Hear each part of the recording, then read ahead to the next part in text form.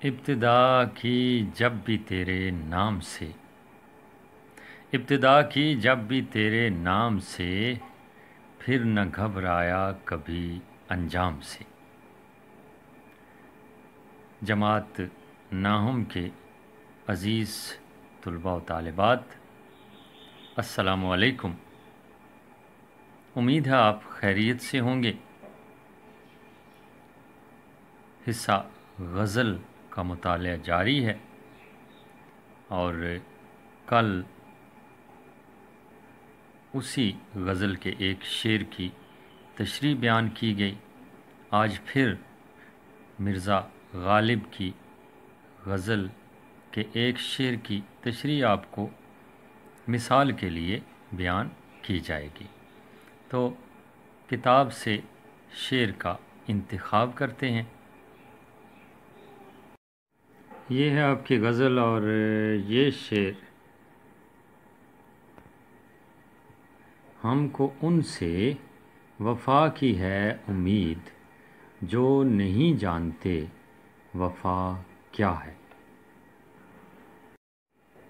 عزیز طلباء و طالبات، شعر کا انتخاب کیا گیا: ہم کو ان سے وفا کی ہے امید، جو نہیں جانتے وفا کیا ہے۔ تو سب سے پہلے آپ نے یہ شعر مارکر کے ساتھ لکھنا ہے، اس کے بعد ذیلی سرخی بھی مارکر کے ساتھ لکھی جائے گی۔ تشریح کے بعد اس طرح آغاز کیا جائے گا کہ یہ شعر غالب کی غزل سے لیا گیا ہے، اور غالب اردو کے ایک منفرد و ممتاز شاعر ہیں، اور غزل میں تو وہ اپنا کوئی ثانی ہی نہیں رکھتے، اور شاعری کے ساتھ ساتھ نثر نگاری میں بھی انہوں نے اپنا نام کمایا ہے۔ نثر نگاری میں ان کے خطوط ہمیشہ یاد رکھے جائیں گے، اور اس کے علاوہ روایتی شاعری اور کلاسیکل شاعری میں بہت عمدہ مقام رکھتے ہیں۔ دیوان غالب اگر میسر آ سکے تو پڑھ لیجئے گا۔ روایتی شاعری میں ہمیں بس یہی کچھ ملتا ہے، ایک عاشق و محبوب کے حوالے سے بات کہ عاشق اپنے محبوب کے لیے وہ سب کچھ کرنے کو تیار ہوتا ہے جو عام زندگی میں نہیں کر سکتا، اور دوسری طرف محبوب ہمیشہ اس سے بے رخی برتتا ہوا نظر آتا ہے، ہمیشہ اظہار نفرت کرتا ہوا نظر آتا ہے، اور بہت زیادہ دل دکھاتا ہے عاشق کا۔ اور عاشق کے سامنے دو قسم کے غم آتے ہیں، ایک غم دوراں اور دوسرا غم جانا۔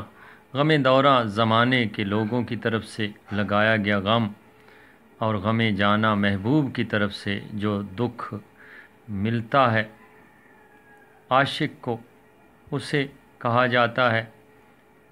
تو اس شعر میں شاعر کہہ رہے ہیں کہ ہم ایک ایسے شخص سے، ایک ایسی شخصیت سے وفا کی امید لگائے ہوئے ہیں جو وفا کا مطلب ہی نہیں جانتا۔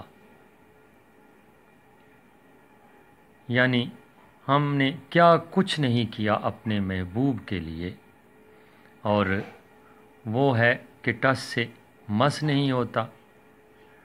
ہم نے جن کے واسطے سب کچھ بھلا کر رکھ دیا، ہم نے جن کے واسطے سب کچھ بھلا کر رکھ دیا، وہ کہیں تو نے محبت کے لیے کیا کیا کیا۔ اس کے علاوہ شاعر کہتے ہیں کہ اس وقت وہ میری بات نہیں سن سکتا، اور میرے دل میں اس کے سوا اور کچھ بھی نہیں ہے، لیکن مجھے یقین ہو چلا ہے کہ میں یہ حسرت لے کر اس دنیا سے رخصت ہو جاؤں گا۔ یہ نہ تھی ہماری قسمت کہ وصال یار ہوتا، اگر اور جیتے رہتے یہی انتظار ہوتا۔ میرا محبوب ہے کہ اپنی ضد چھوڑتا ہی نہیں ہے، جانے اس ضد کا کیا نتیجہ ہو، مانتا تو بھی نہیں دل بھی نہیں۔ عزیز طلباء و طالبات، اس طرح تشریح کرنی ہے، حوالہ جات ضرور شامل کرنے ہیں، کیونکہ حوالہ جات سے اچھے نمبر ملنے کی توقع ہوتی ہے۔ اس لیے میں آپ سے یہی کہوں گا کہ زیادہ سے زیادہ حوالہ جات، اور غزل میں امدادی اشعار ہی ہوتے ہیں زیادہ تر حوالہ جات۔ ویسے قرآن کی آیت، حدیث کے حوالے سے بات ہو سکتی ہے، کسی کا قول اور بین الاقوامی سچائی بھی لکھی جا سکتی ہے امدادی اشعار کے طور پر۔ اس کے ساتھ ہی آپ کا معلم ممتاز گوندل آپ سے اجازت چاہتا ہے۔ اللہ نگہبان۔